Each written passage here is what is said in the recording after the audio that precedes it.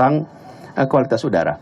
Saya ingin mengajak kepada semua untuk membaca berita-berita juga dengan kritis.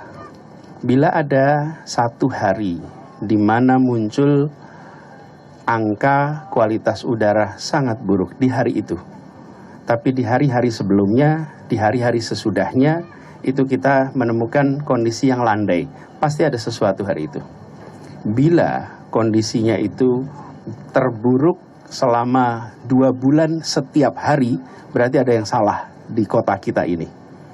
Tapi bila ada satu hari di situ buruk sekali, kemudian hari-hari berikutnya itu kembali seperti normalnya Jakarta, pasti ada sebuah peristiwa yang terjadi di hari itu.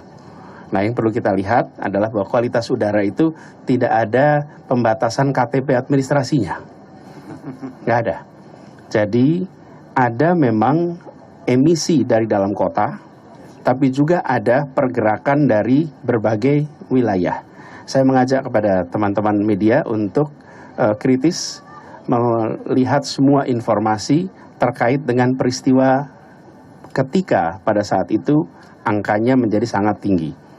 Apakah Jakarta bersih? Belum, jelas tidak.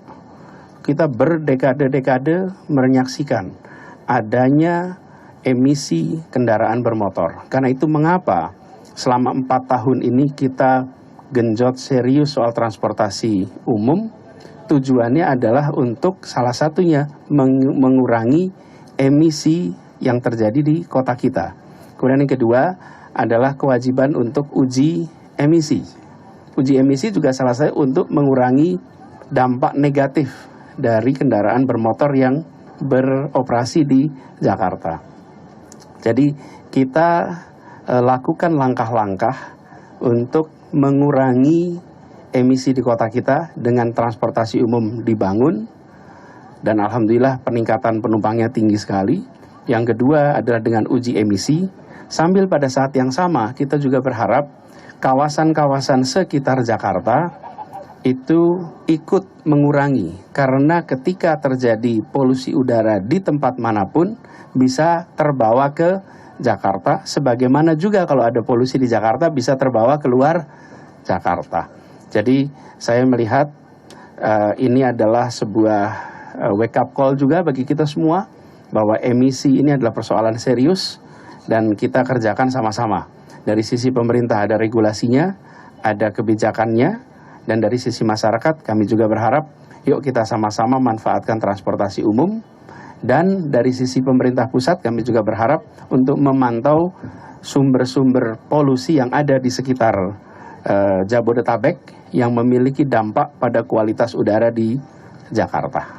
Gitu ya. Pada prinsipnya adalah menurut saya nomor 1, keterbukaan tentang penyebab itu penting. Jadi tentang penyebab, sehingga isu polusi udara ini menjadi isu yang menjadi tanggung jawab tiap-tiap kita. Mari kita kurangi emisinya, bukan hanya di jajaran pemerintah saja, tapi kita semua, termasuk industri, termasuk pembangkit-pembangkit energi. Apakah pembangkit-pembangkit energi itu menghasilkan emisi yang berkontribusi signifikan pada kualitas udara di Jakarta? Menurut saya itu lebih targeted daripada sekedar kita ketemu-ketemu.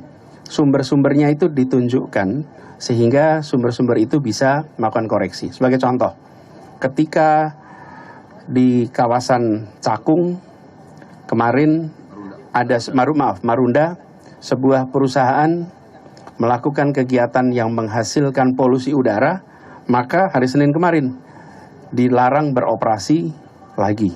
Tindakan Pemprov DKI Jakarta tegas. Yang penting adalah kita tunjukkan siapa pelakunya, pelaku itu ditindak. Nah, kami berharap di wilayah-wilayah lain yang ada peristiwa pelanggaran itu ditindak juga.